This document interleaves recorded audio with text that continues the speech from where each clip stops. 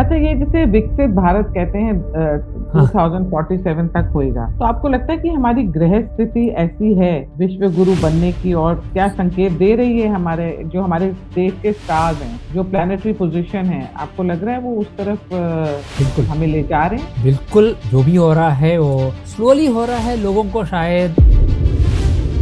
और आपको लगता है कभी भारत का रिलेशनशिप पाकिस्तान और बांग्लादेश के साथ सच में अच्छा होगा? क्योंकि हम हिंदू स्टेट है ना, तो हिंदू का वो है और उन लोगों को ये बर्दाश्त नहीं है। तो आपको लगता है कभी फॉर्मल रिलेशन ही रहेगा कि सच्ची में कभी सुधरेंगे भी पाकिस्तान और बांग्लादेश? मेरा मानना है कि ये एक ट्रांजिशन पीरियड है और 2030 में ये सारा नक्शा बदल जाएगा। भारत का, एशिया का, दुनिया का सारा नक्शा बदल जाएगा। जैसे मैं कह रहा था, एक बड़ा विश्व युद्ध आने वाला है। ये 2029 तक मोदी जी का राजयोग कैसा दिखता है आपको? और क्या उनकी राजनीति पकड़ और मजबूत हो जाएगी? मुझे तो ऐसा लगता है कि मोदी जी ये टर्म फिनिश नहीं करने वाले हैं। आपको रियली लगता है कि बांग्लादेशी और रोहिंग्यास को मोदी जी निकलवा पाएंगे? मुझे मुझे लगता है भारत के मंडेन चार्ट्स को लेकर मुझे लगता है कि थोड़ा कामयाब रहेंगे उस बात में। आपको क्या लगता है कि ये जो ममता बनर्जी की राजनीति है, आपको लगता है ये दोबारा खड़ी हो पाएंगी कि नहीं, अब खत्म है? मैंने 2021 में ही कहा था कि इस इलेक्शन से पहले मैंने कहा था कि वो 2021 का चुनाव जीत जाएंगी, मगर उनका आखिरी टर्म होगा और उसके बाद उनका राजनीतिक जीवन समाप्त हो जाएगा। क्या हमारा जो देश है, भारत है, वो आपको लगता है कि ये 5 सालों में काफी सुरक्षित रहेगा कि कोई प्रॉब्लम्स आ सकती हैं? प्रॉब्लम्स तो आती ही रहेंगी, मगर वो प्रॉब्लम्स ओवरकम करेगा भारत। और रही बात सुरक्षा की,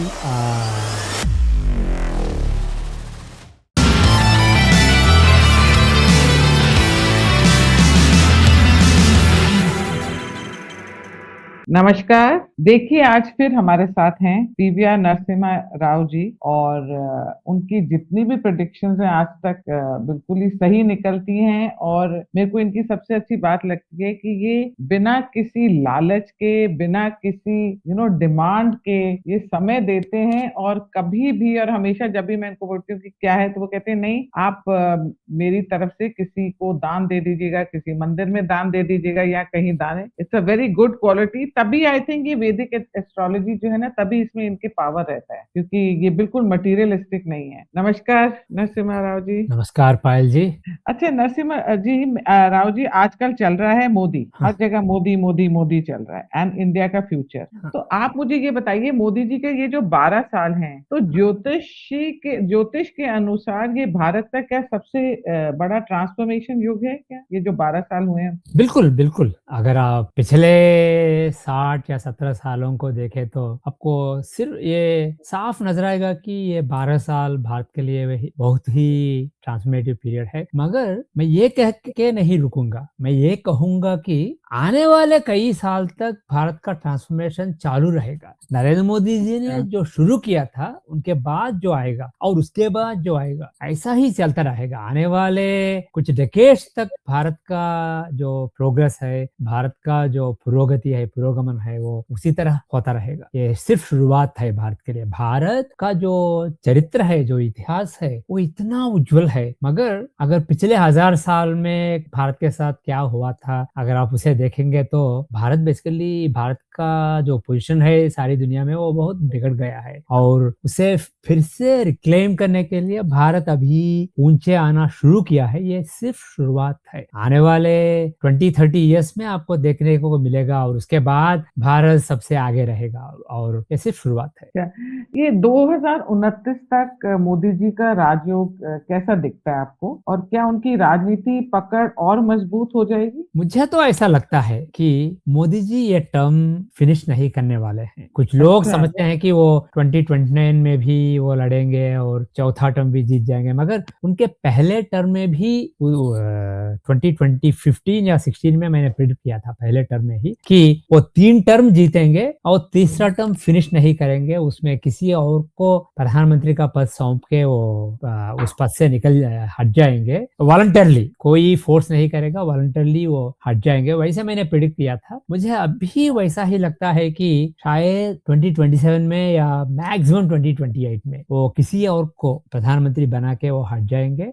और ये भी संभव है कि 2027 में भारत के लिए एक नया अध्यक्ष भारत एक नए अध्यक्ष को चुनेगा, वो नया अध्यक्ष भी बन सकते हैं। मगर मुझे लगता है कि ये तीसरा टर्म नहीं फिनिश करेंगे। अभी ऐसा नहीं लगता है, ये बिल्कुल इलॉजिकल लगता है अभी, मगर मुझे लगता है कि कुछ कैलकुलेशन ऐसा रहेगा कि वो 2029 में लड़ना नहीं चाहेंगे और किसी और को 2029 में भाजपा को लीड करने के लिए कुछ 1 या 2 साल एक्सपीरियंस अनुभव होना चाहिए, इसलिए वो फैसला शायद ले लेंगे। और एक बात है, आने वाले 5 साल दुनिया के लिए बड़ा महत्वपूर्ण समय है। 2027 से लेके 2032 तक का जो समय है, बड़ा महत्वपूर्ण समय है दुनिया के लिए। ये एक महायुद्ध है, एक विश्व युद्ध आने वाला है। जो भी सारा इक्वेशन है सारी दुनिया में राज्यों सारे देशों का, वो संतुलन बिगड़ जाएगा और नया संतुलन आ जाएगा। और उस समय में Bharat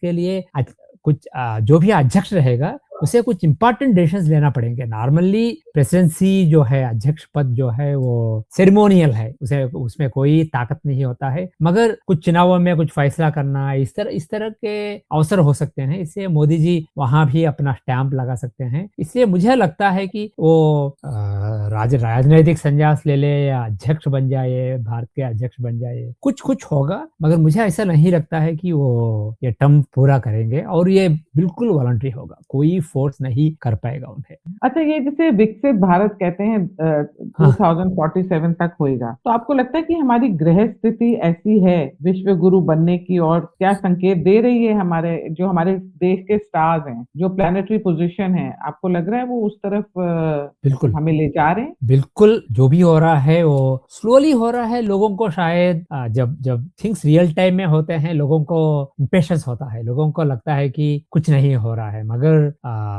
big things don't happen in a day, things take time. ये जो भी 2014 से लेके अभी तक हुआ है, ये बहुत ही महत्वपूर्ण है। लोगों को शायद कुछ लोगों को नहीं लगता है कि ये कुछ बड़ा नहीं हुआ है, भारत में कई प्रॉब्लम्स हैं। ये ठीक है, गलत बात नहीं है, भारत में कई सारे प्रॉब्लम्स हैं, मगर डेफिनेटली भारत प्रगति की ओर बढ़ रहा है। और भारत में चाहे इकोनॉमी को ले ले, चाहे इंडस्ट्री को ले ले, चाहे डिफेंस टेक्नोलॉजी को ले ले, भारत डेफिनेटली आगे बढ़ रहा है और भारत का पोजीशन बढ़ रहा है। और एक बात कहना चाहूंगा मैं, अगर आपका समय आ गया कि आप गिर जाओ, even if you are a superpower, गिर जाने के लिए कुछ एक्सटर्नली कुछ हो जाते हैं। भारत दुनिया के सबसे बड़ा सुपर पावर था 1000 साल पहले। जब अगर आप 500, 600, 700, 800 एडी को ले लेंगे तो भारत दुनिया का सबसे बड़ा सुपर पावर था। मगर जो घौरी घजनी ये लोग आए भारत पे हमला करने के लिए,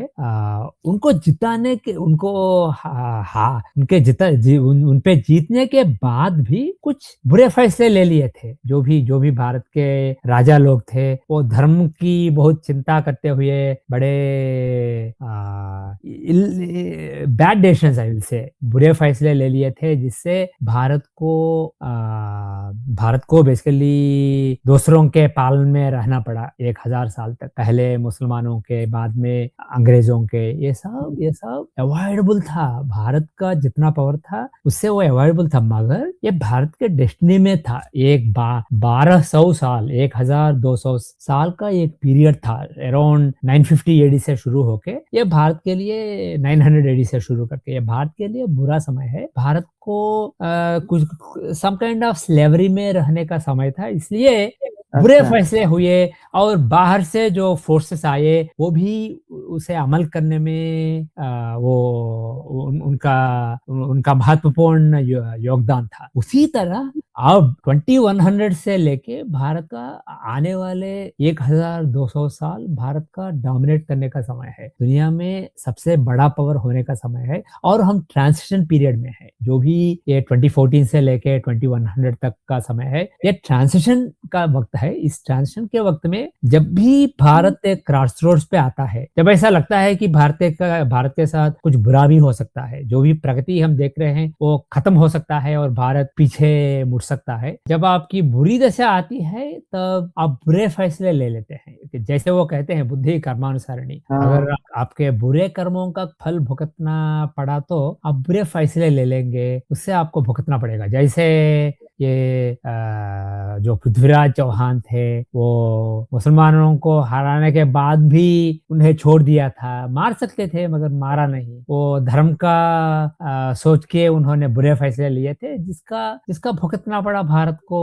1000 साल तक। मगर जब आपके अच्छे कर्मों का फल भुगतने का वक़्त आता है, जब आपके आगे जाने का वक़्त आता है, तब आप अच्छे फैसले लेते हो। और जो भी बाहर के लोग होते हैं, वो भी कोऑपरेट करते हैं। दूसरे देश जो हैं, वो बुरे फैसले लेके अपने आप को अपने पैर पे कुल्हाड़ी मार देंगे। जैसे सुपर पावर्स हैं, चाइना, यूएस जो सुपर पावर्स हैं, वो अपने पैरों पे कुल्हाड़ी मार देंगे, कुछ बुरे फैसले ले लेंगे और भारत अच्छे फैसले ले लेगा और भारत को सभी कोऑपरेट भी करेंगे। इसलिए मुझे पूरा यकीन है कि आने वाले 20-30 सालों में जब भी ऐसा लगता है कि भारत का प्रोग्रेस खत्म होने वाला है, भारत एक क्रॉसरोड्स पे है और एक बुरी मोड़ लेना पड़ेगा, तब कुछ ऐसा होगा कि भारत आगे चलता रहेगा। चलता है।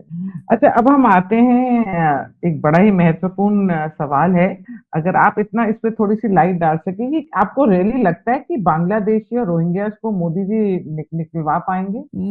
मुझे लगता है भारत के मंडेन चार्ट्स को लेके मुझे लगता है कि थोड़ा कामयाब रहेंगे उस बात में। वो कुछ अच्छा। लोगों को निकाल सकते हैं, पर्टिकुलरली द फोकस रहेगा जो भी प्रॉब्लमैटिक एलिमेंट्स हैं। कुछ इमिग्रेंट्स ऐसे भी हैं, कुछ प्रवासी ऐसे भी हैं जो दे माइंड देयर बिज़नेस, वो अपना काम करते हैं, वो सिंपल पीपल हैं। उस तरह के लोगों को शायद बख्श देंगे, मगर जो भी प्रॉब्लमैटिक एलिमेंट्स हैं, जो भी आतंक फैलाने में मदद कर रहे हैं, जो भी एक्सट्रीमिस्ट आइडियोलॉजी को लेके फिरते हैं, उन्हें तो ज़रूर वापस भेज देंगे। और इन जनरल इलीगल इमिग्रेशन को काबू में रखने में सक्सेसफुल रहेंगे। पर्टिकुलरली मेन थिंग इज उनका प्रभाव चुनाव में नहीं पड़ना चाहिए, उसमें वो बिल्कुल कामयाब रहेंगे।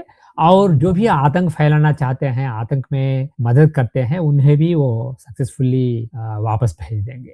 और आपको लगता है कभी भारत का रिलेशनशिप पाकिस्तान और बांग्लादेश के साथ सच में अच्छा होगा? क्योंकि हम हिंदू स्टेट है ना, तो हिंदू का वो है और उन लोगों को ये बर्दाश्त नहीं है। तो आपको लगता है कभी फॉर्मल रिलेशन ही रहेगा कि सच्ची में कभी सुधरेंगे भी पाकिस्तान और बांग्लादेश? मेरा मानना है कि ये एक ट्रांजिशन पीरियड है और 2030s में ये सारा नक्शा बदल जाएगा। भारत का, ओह! एशिया का, दुनिया का सारा नक्शा बदल जाएगा। जैसे मैं कह रहा था, एक बड़ा विश्व युद्ध आने वाला है और उसके बाद 2030s में बहुत सारे चेंजेस होंगे दुनिया में। और मुझे लगता है कि पाकिस्तान के कुछ टुकड़े हो जाएंगे, पाकिस्तान के वाओ! 4 या 5 टुकड़े हो जाएंगे और कुछ टुकड़े भारत में मिल जाएंगे और कुछ टुकड़े भारत के साथ अच्छा संबंध रखेंगे आने वाले सालों में। इसलिए जो भी हम पाकिस्तान बताते हैं अभी, वो नहीं रहेगा। पाकिस्तान तो एग्जिस्टेंस में आया था 1947 में, तब तक हुँ। पाकिस्तान नाम का कोई चीज नहीं था और ये मिट जाएगा। पाकिस्तान नाम का एक चीज नहीं रहेगा और कोई देश रहेंगे जो भारत के साथ सत्संबंध रखेंगे। और ये भी मुमकिन है। और बांग्लादेश के बारे में मैंने एक्सक्लूसिवली स्टडी नहीं किया था, बांग्लादेश के बारे में मैं नहीं कह सकता, मगर पाकिस्तान के बारे में तो मुझे पूरा यकीन है कि वो बढ़ जाएगा और भारत के साथ अच्छे संबंध होंगे। और ये भी मुमकिन है कि लेट 2030s में एक जो भी हम अखंड भारत की बात करते हैं, वो एक देश शायद नहीं, मगर ये एक जैसे यूरोपियन यूनियन है, ईयू है, उस तरह ये एक बेसिकली जैसे यूएसएसआर था, उसी तरह ये कंग्लोमरेशन ऑफ कंट्रीज, कुछ पाकिस्तान के टुकड़े जो नए देश बनते हैं, वो और भारत, उनका कुछ यूनियन हो सकता है और वो अच्छी तरह काम कर सकता है आने वाले सालों में। मगर हम अभी इमेजिन नहीं कर सकते हैं, बहुत बड़े चेंजेस होने वाले हैं दुनिया में आने वाले दशाब्द में। ये वेस्ट बंगाल का टॉपिक तो आई थिंक हमारे सोशल मीडिया से हट ही नहीं रहा है। है, आपने देखा ही है। कभी वहाँ अंडे फेंक रहे हैं, कभी लोगों के रिएक्शंस बहुत आ रहे हैं। अभी तो मेरे को लगता है सीआरपीएफ है, तो फिर भी लोग अंडे ही फेंक रहे हैं। अगर सीआरपीएफ चली गई तो I think it will be very tough time होगा for TMC supporters and TMC leaders. आपको क्या लगता है कि ये जो ममता बनर्जी की राजनीति है, आपको लगता है कि दोबारा खड़ी हो पाएंगी कि नहीं, अब खत्म है? मैंने 2021 में ही कहा था कि हाँ, उस इलेक्शन से पहले मैंने कहा था कि वो 2021 का चुनाव जीत जाएंगी, मगर हाँ। उनका आखिरी टर्म होगा और उसके बाद ओह उनका वाओ! राजनैतिक जीवन समाप्त हो जाएगा। वैसे मैंने 2021 में कहा था, या तो टर्म के ये लास्ट 2 सालों में वो गिर सकती हैं या 2026 में हार सकती है, मगर उसके बाद फिर से वापस नहीं आएँगी। इसलिए ममता जी जो हैं, वो जयललिता के की तरह, जयललिता जी तो एक बार हारती है, एक बार जीतती है, उस तरह का नहीं है ये मामला। ये मामला है मायावती की तरह। जैसे मायावती जी अच्छा, एक बार गिर गई तो गिर के ही रह गई, उसी तरह ममता बनर्जी का राजनैतिक जीवन समाप्त हो गया है मेरे हिसाब से। ऑफ कोर्स कांग्रेस एक ऑफर दे सकता है और कुछ वो टीएमसी को जोड़ के रखने की कोशिश कर सकते हैं। मगर मैंने कहा था, चुनाव से पहले ही मैंने कहा था कि कोई टीएमसी फ़ायदा टुकड़ों में बँट जाएगा और बाद में ऐसा होगा। कांग्रेस के कुछ टुकड़े, टीएमसी के कुछ टुकड़े और कुछ कम्युनिस्ट लोग, ये सब मिलके एक नया अच्छा, विपक्ष खड़ा कर ओह! देंगे बंगाल में, वाओ! पश्चिम बंगाल में। एक अरे नया वाह! विपक्ष आएगा, भाजपा का हवा चलेगा कई सालों तक, मगर भाजपा को अपोज़िशन देने के लिए टीएमसी का कोई सीन नहीं रहेगा। ममता बनर्जी का तो खेल खत्म, मैंने कहा था चुनाव से पहले, खेल खत्म, उनका खेल खत्म हो गया है और हुँ, वो कोशिश करेंगी मगर कुछ कामयाब नहीं रहेंगी। और जो भी नया विपक्ष आएगा, उसमें होंगे कुछ कम्युनिस्ट, कुछ कांग्रेसी, कुछ टीएमसी के लोग, मगर वो सब ममता बनर्जी से कोई लेन-देन नहीं होगा। वो और कोई उसे लीड करेगा, कौन करेगा मुझे पता नहीं, मगर वो बिल्कुल ममता बनर्जी जी नहीं होगी। वो फिर से मुख्यमंत्री नहीं बन पाएँगी और जो भी केंद्रीय सरकार है, केंद्रीय राजनीति है, उसमें भी उनका कोई सीन नहीं रहेगा और उनका उनका जो फैक्शन है टीएमसी का, उसका कुछ हवा नहीं रहेगा और शायद उनकी उनकी कुंडली के हिसाब से तो वो जेल भी जा सकती है आने वाले सालों में। इसलिए उनके लिए आने वाला भविष्य बहुत ही खराब है। उनका जो अच्छा वक़्त था, वो 2 साल पहले ही खत्म हुआ था। वो शायद तब भी गिर सकती थी अगर भाजपा कोशिश करती। वो 2 साल एक्स्ट्रा वो पावर में रह चुकी है, उनकी अच्छा दशा समाप्त होने के बाद ही। मगर अब तो उनका फिर से वापस आने की कोई संभावना नहीं है। वो तो खेल खत्म। अब आप आते हैं जो एक मोदी जी के बाद मुझे लगता है सबसे बड़े लीडर हैं, वो हैं योगी हाँ, आदित्यनाथ जी।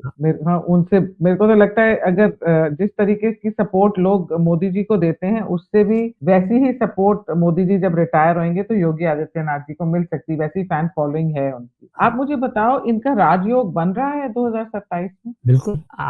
इसी साल तो उनके लिए 2026 उनके लिए बहुत अच्छा है, 2027 भी बहुत अच्छा है। इसलिए मेरा मानना है कि जो यूपी के इलेक्शंस हैं, उस इलेक्शंस में वो जीत जाएँगे। अखिलेश जी का भी अच्छा समय है, मगर योगी जी का जो समय है वो और भी अच्छा है। ज़्यादा अगर योगी जी के अलावा और कोई भाजपा को लीड करता है तो शायद अखिलेश जी का कुछ सीन बन सकता है। उनके लिए ये इतना बुरा समय नहीं है जैसे ममता जी का है। इसलिए वो डिसेंट परफॉर्मेंस ले पाएँगे, लाएँगे। ममता जी लाएँगे। की तरह वो फिर से वो खत्म नहीं होंगे। खत्म। हुँ। का परफॉर्मेंस डिसेंट रहेगा, मगर योगी जी जीत जाएँगे और मुझे लगता है कि उसके बाद वो केंद्र सरकार में शामिल होंगे, उन्हें उन्हें दिल्ली बुलाया जाएगा।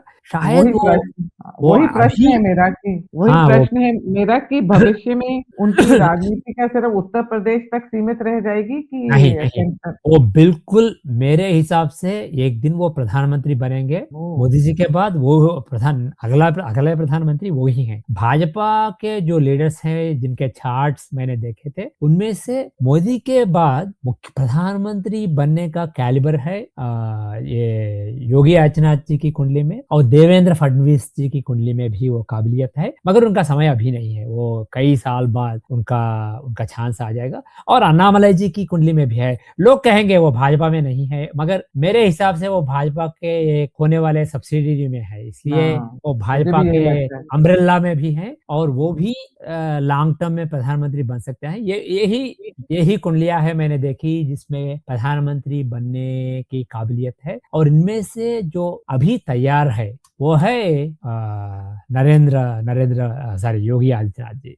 नसीमा जी, मेरे को अन्नामलाई के बारे में ना हमेशा सब लोग कुछ कहते हैं कि उसे छोड़ दिया, मोदी जी को डिच कर दिया तो फलां कर दिया। मुझे ऐसे लगता है कि उनको वहां पे भेजा गया है एक कि आप किसी भी पार्टी के साथ अटैच मत हो, वो आप पहले वहां पे जाके हिंदुत्व जगाओ और आप लोगों को इकट्ठा करो अपनी तरफ, कि आप बीजेपी के नहीं हो, आप अपनी तरफ लोगों को करो। आप, मेरे को ये लगता है पर्सनली, मेरे को नहीं लगता उन्होंने सच में बीजेपी छोड़ी और मोदी जी को डिच किया। ये एक बात मैं कह सकता हूँ, अगर वो बीजेपी को भाजपा को छोड़ दी या भाजपा के एक्सटेंडेड ऑर्गन है वो इररिलेवेंट है।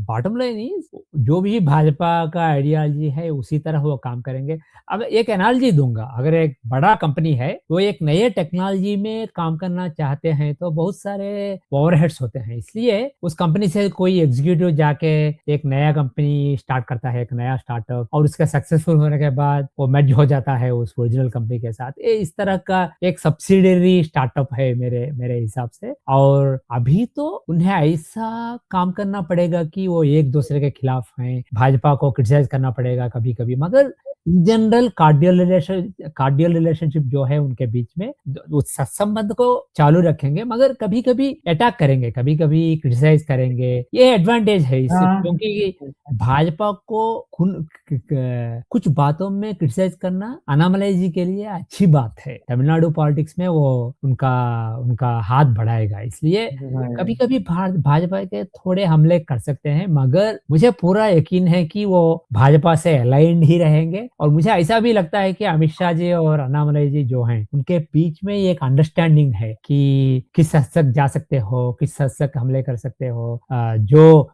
आपका काम क्या है आने वाले साल में 2 साल में, वो मिलके काम करेंगे। और रही बात अगले चुनाव की, मैं नहीं कहूँगा 2031 का चुनाव, क्योंकि मुझे लगता है कि वो शायद 2 साल पहले आ जाएगा। इसलिए अगले इलेक्शन जब आता है, उस इलेक्शन में अन्नामलई जी का पार्टी अनाउंस नहीं हुआ है, मगर वो होगा। जो भी नया पार्टी है वो एनडीए का हिस्सा रहेगा, मगर वो भाजपा के जो एजेंडा है, जो जो तमिलनाडु में जो बैड रेपुटेशन है, वो उन्हें उन्हें बेसिकली स्पॉइल नहीं करेगा। इसलिए थोड़ी आजादी रहेगी और वो तमिलनाडु के लोगों को और भी इम्प्रेस कर सकते हैं, मगर अंत में वो एनडीए के साथ मिलके सरकार बनाएंगे। और जैसे बीजेपी भाजपा ने एडीएमके के साथ मिला था इस इलेक्शन में, एडीएमके को रिप्लेस करके अन्नामलई जी का पार्टी आ जाएगा और वो और भी पावरफुल रहेगा। इस इलेक्शन में जो एडीएमके का हाथ था उससे बढ़ के हाथ होगा अन्नामलई जी का। और एक बात मैं कहूंगा, अन्नामलई जी की कुंडली जो है वो बहुत ही पावरफुल कुंडली है और उनका अच्छा समय 2023 में शुरू हुआ था, मगर पूरी तरह से नहीं, पूरी तरह से अभी एक एवरेज समय है, कुछ अच्छी दशा में एवरेज अंतरदशा है।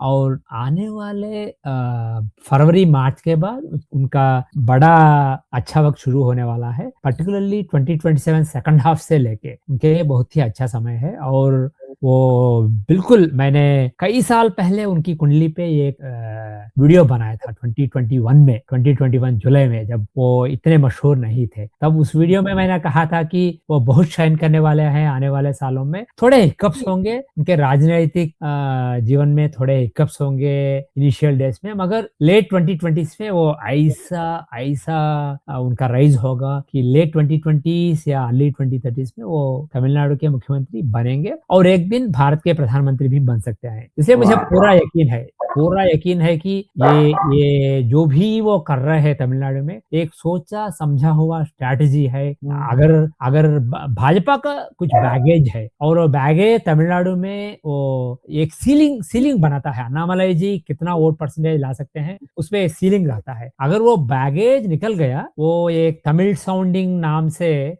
लड़ेंगे, तो उनका चांस बढ़ेगा। इसलिए ये मुझे लगता है कि ये सोचा समझा हुआ स्ट्रैटेजी है और मुझे ऐसा भी लगता है कि अमित शाह जी शायद अलाइन्ड हैं। उन्हें समझ में आ गया अच्छा। क्या स्ट्रैटेजी है और वो दोनों मिलके काम कर रहे हैं। अच्छा, अब मेरे को जैसे एक सवाल पूछना है आपसे कि क्या हमारा जो देश है, भारत है, वो आपको लगता है कि ये 5 सालों में काफ़ी सुरक्षित रहेगा कि कोई प्रॉब्लम्स आ सकती हैं? प्रॉब्लम्स तो आती ही रहेंगी, मगर वो प्रॉब्लम्स ओवरकम करेगा भारत। और रही बात सुरक्षा की, जो भी हमने पिछले 12 सालों में देखा था, वही चालू रहेगा। तभी-तभी कुछ इंसिडेंट्स हो सकते हैं, पर्टिकुलरली फॉर एग्ज़ाम्पल अक्टूबर-नवंबर में एक इंसिडेंट होने की संभावना है। कुछ टेंशन्स हो सकते हैं, मगर ये आइसोलेटेड इंसिडेंट्स रहेंगे। ये ट्रेंड नहीं रहेंगे, मगर एक्सेप्शंस रहेंगे। रूल्स नहीं, एक्सेप्शंस रहेंगे। इन जनरल भारत की सुरक्षा जो है, उसे मोदी जी और उनके बाद आने वाला जो भी है, वो अच्छी तरह उसे सँभालेंगे। आप म्यूटेड हैं। और चाइना के साथ हमारे रिलेशनशिप कैसे रहेंगे? चाइना के साथ हमारा रिलेशनशिप, चाइना तो हमारा फ्रेंड है। फ्रेंड जैसा फ्रेंड जैसा बिहेव करना चाहता है, मगर वो एक्चुअली एनिमी है। उनके जो लॉन्ग टर्म एजेंडा है एशिया में और हमारा जो एजेंडा है, वो कभी कोएग्जिस्ट नहीं कर सकते हैं। वो एनिमी है जो फ्रेंड होने का नाटक कर रहा है मेरे हिसाब से, और ये साफ हो जाएगा आने वाले सालों में। अगेन म्यूटेड है। 2000 हाँ, नहीं करिए 2027 और 2032 तक 2027 और 32 में आपको ऐसा क्या लगता है कि कोई बहुत बड़ा राजनीतिक सरप्राइज मिल सकता है भारत को? क्या राजनीतिक सरप्राइज हो सकता पहली बात है कि भारत को छोड़ दीजिए, दुनिया में बहुत सारा हंगामा होगा इस समय में। जो चीन और यूएस के बीच में जो कोल्ड वार अभी चल रहा है, ये कोल्ड वार एक्सेलरेट होगा और ताइवान को लेके बड़ा टेंशन हो सकता है 2030 के आसपास। इसलिए जियोपॉलिटिकली इस साल भी हमने देखा था, जो ईरान में हुआ था उसका असर हम पे भी पड़ा था, भारत पे भी पड़ा था। इस तरह जो भी दुनिया में होता है उसका असर भारत पे पड़ता है। इस तरह जो भी चीन और यूएस के बीच में कोल्ड वार है, यूएस उसे एस्केलेट कर रहा है। अभी वेनेजुएला को लीजिए, ईरान को लीजिए, ये सब यूएस का एस्केलेशन है। अभी चीन पीछे हट के किस हद तक यूएस जा सकता है उसका अंदाजा लगाने के लिए कोई नहीं कर रहा है चीन, मगर लेट 2027 से लेके चीन भी कुछ करना शुरू करेगा और ये जो टक्कर होगा चीन और यूएस के बीच में, वो होगा बड़ा शॉक दुनिया के लिए। और भारत का जो भी नेता है, चाहे प्रधानमंत्री नरेंद्र मोदी जी हो या चाहे प्रधानमंत्री योगी आदित्यनाथ हो या और कोई, उन्हें संभल के काम करना पड़ेगा कि आप इस टक्कर में आपका जो भी नाश होगा वो मिनिमाइज होगा। और मुझे लगता है कि जो भी भारत का नेता होगा वो उसका इंश्योर करेगा, और जो भी टक्कर होगा चीन और यूएस के बीच में, उसका इनडायरेक्टली कुछ फायदा भारत को होगा। ऑफ कोर्स कुछ लॉस भी होगा, मगर उससे ज्यादा फायदा होगा और भारत का जो राइज है वो एक्सीलरेट होगा इसके कारण। जो एक राजनीतिक युग है भारत में, वो क्या मोदी जी के जाने के बाद होगा, योगी जी के आने पे होगा कि अन्नामलाई के आने पे होगा? जो नो, राजनीतिक युग है। ये तो 2014 में जो शुरू हुआ था। एस्ट्रोलॉजिकली 2020 में ये in a big way a big yoga started. Bharat के लिए बड़ा योग 2020 से लेकर 2040 तक है। और जो भी आता है, जो वेदर मोदी जी हो या योगी जी हो या फडणवीस जी हो या अन्नामलाई जी हो या हिमांत जी हो, जो भी हो, भारत का आगे बढ़ना तो चलता रहेगा 2040 तक, एक्चुअली 2060 तक। क्योंकि 2020 से 2040 तक का जो 20 साल की कुंडली है और 2040 से 2060 तक जो 20 साल की कुंडली है, दोनों भारत के लिए बहुत अच्छी कुंडलियां हैं। ये साफ दिखा देते हैं कि भारत आगे बढ़ता चलेगा और सुपर पावर बन जाएगा। और आपको कोई बड़ी भविष्यवाणी भारत के लिए आपको जो दिख रही है अभी, कुछ बड़ी लॉन्ग टर्म में तो ये प्रोग्रेस इसी तरह चलता रहेगा। हिकअप्स हो सकते हैं, मगर every hiccup will be handled. और शॉर्ट टर्म में देखेंगे तो जो भी भारत को डिस्टेबलाइज करने के लिए, भारत में अस्थिरता फैला के, ऐसा दिखा के कि कुछ मूवमेंट है नरेंद्र मोदी जी के खिलाफ, भारत पीछे जा रहा है, इसलिए मोदी जी को हटाना चाहिए, इस तरह का एक विप्लव लाने के लिए भारत में जो भी टूल किट बाहर से आ रहे हैं, वो जैसे हमने देखा था सीजेपी और this cockroach, all these events we have seen, इस तरह के जो प्रयत्न रहेंगे उनको हल्का नहीं लेना चाहिए। जो भी सीजेपी के शोज थे वो सब कुछ नहीं हुआ था, मगर इसे हल्के में नहीं लेना, क्योंकि जुलाई जो है, मिड जुलाई में राहु जो है उनका लॉन्गिट्यूड बिल्कुल भारत की कुंडली में मंगल के लॉन्गिट्यूड पे आ जाएगा, और वो दृष्टि जो है भारत की कुंडली में मारक जो मंगल है उस पे राहु की दृष्टि जो है वो बिल्कुल एग्जैक्ट रहेगा। और राहु तो अष्टम राहु है, वो दिखाता है बाहर के इन्फ्लुएंसेस देश को डिस्टेबलाइज करना। तो इसलिए जो कोशिशें रही हैं वो शायद अपने पीक पे पहुंच जाएंगी जुलाई में, इसलिए कुछ इंस्टेबिलिटी हो सकती है। जो भी ये प्रयत्न हमने देखे वो कुछ फेवरिश पिच पे पहुंच सकती हैं जुलाई में, इसलिए आने वाले 2-3 महीने थोड़े क्रिटिकल हैं, मगर मुझे नहीं लगता है कि वो कामयाब रहेंगे, मगर हल्के में नहीं लेना। अच्छा, मेरा आखिरी प्रश्न आपके साथ, तो मैं एंडलेसली आई थिंक 10 घंटे बात कर सकती हूँ, ये करके एंड ही नहीं होगा। मेरे को ये पूछना है, जैसे आजकल बहुत डरा रहे हैं, या ये तो एक सच्चाई है कि जिस तरीके से मुसलमानों की पॉपुलेशन बढ़ रही है हमारे देश में, उतनी हिंदुओं की नहीं बढ़ रही। फर्टिलिटी रेट कम हुआ है हमारे हिंदुओं का, मुसलमानों का ज्यादा। और आप देखेंगे बांग्लादेश से भी जो मुस्लिम आए, सब तो निकालने मुश्किल है। 10-10 बच्चे कर रहे हैं, 4-4 शादियां करते हैं ये लोग। इनके ना ये तो एक तरीके से एक गांव ही बसा लेते हैं, एक ही फैमिली गांव बसा सकती है। आपको लगता है कि they will be a danger in the future for us, for Hindu? Specifically जो भी आपने पूछा था उसके बारे में कमेंट करने के लिए मुझे कोई ओपिनियन नहीं है, कोई एस्ट्रोलॉजिकल लॉक स्टैंड ही नहीं है, मगर एक बात मैं कॉन्फिडेंस के साथ कह सकता हूँ कि भारत जो है, भारत में सनातन धर्म आने वाले सालों में बढ़ेगा। भारत में सनातन धर्म का जो हवा है वो आने वाले सालों में बढ़ेगा। और मुझे ऐसा भी लगता है कि जो लोग पिछले जमाने में कुछ जनरेशन से पहले